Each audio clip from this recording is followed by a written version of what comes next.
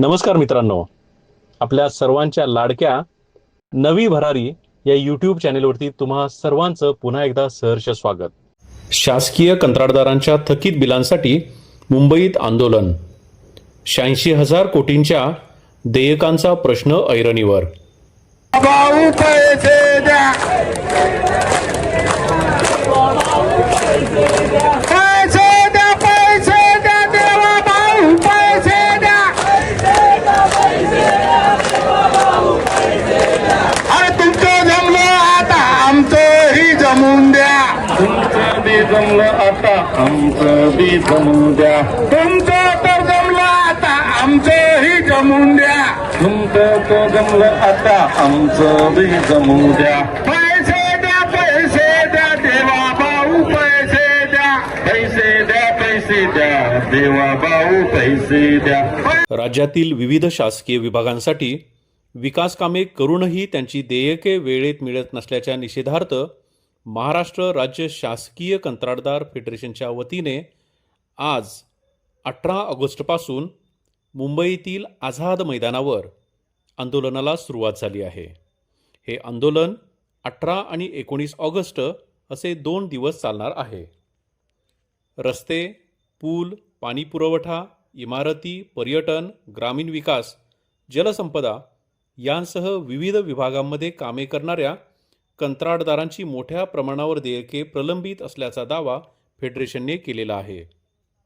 उपलब्ध वृत्तांनुसार 2 लाखाहून अधिक कंत्राटदारांची तब्बल 86,632 कोटी रुपयांची देयके थकीत असल्याचे सांगण्यात आले आहे.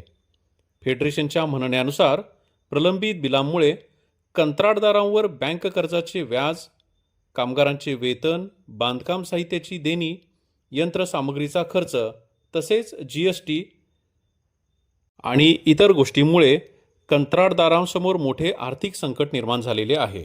उपलब्ध माहितीनुसार सार्वजनिक बांधकाम विभाग अर्थात PWD, जिल्हा परिषद, महाराष्ट्र जीवन प्राधिकरण, आदिवासी विकास विभाग, पर्यटन विभाग, गृह विभाग, महसूल विभाग, पाणीपुरवठा व स्वच्छता विभाग यांसह राज्यातील विविध विभागांतील कामांची देयके प्रलंबित असल्याचा दावा करण्यात आला आहे. कंत्राटदार संघटनांनी या प्रश्नावर यापूर्वीही शासनाकडे निवेदने आणि पत्रव्यवहार करून पाठपुरावा केलेला होता. मात्र अपेक्षित तोडगा न निघाल्याने आता आझाद मैदानावर आंदोलनाचे हत्यार उपसण्यात आलेले आहे. कंत्राटदारांच्या प्रमुख मागण्या काय आहेत तर 15 ऑगस्ट 2026 पर्यंत प्रलंबित असलेली सर्व पात्र बिले तातडीने अदा करावीत. प्रत्येक विभागातील थकीत बिलांचा विभागनिहाय आढावा घेऊन निश्चित कालमर्यादेत पैसे देण्याचे वेळापत्रक जाहीर करावे. तसेच आवश्यक निधीची तातडीने तरतूद करावी अशी फेडरेशनने मागणी केलेली आहे. हे जर लिलाव केला असता ओपन मार्केटमध्ये तर याचे 5 लाख कोटी आले असते आणि महाराष्ट्र कर्जातून अर्धा मुक्तही झाला असता आणि ठेकेदारही आपल्या पैशात आपण मुक्त झाला असता. हे जर तुम्ही करणार नाही, काल परवा देयके मिळाली नाहीत तर विकास कामावर परिणाम होईल. कंत्राटदारांचे म्हणणे असे आहे की वेळेत देयके न मिळाल्यास त्याचा थेट परिणाम सुरू असलेल्या विकास कामावर होऊ शकतो.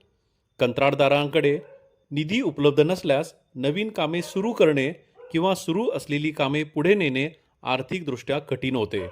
त्यामुळे आम्ही कामे पूर्ण केलेली आहेत, आता पैसे कधी मिळणार असा खंबीर सवाल कंत्राटदारांकडून उपस्थित केला जात आहे. दरम्यान थकीत देयकांचा आकडा हा 86,632 कोटी रुपये असल्याचा दावा कंत्राटदार संघटनांनी केलेला असला तरी या आकड्याबाबत शासनाची अधिकृत बाजू आणि विभागनिहाय अंतिम आकडेवारी समोर येणे महत्त्वाचे ठरणार आहे. आता आझाद मैदानावरील या आंदोलकाची व आंदोलनांची शासनाकडून काय दखल घेतली जाते आणि कंत्राटदारांच्या थकीत बिलाबाबत सरकार कोणता निर्णय घेते याकडे संपूर्ण राज्याचे लक्ष लागलेले आहे. आपले नवी भरारी हे चॅनेल सदर बातमीचा योग्य असा पाठपुरावा करत राहील आणि नवनवीन विषयांसाठी व नवीन अपडेट्ससाठी आपल्या नवी भरारी या चॅनेलला सबस्क्राईब करायला विसरू नका. धन्यवाद.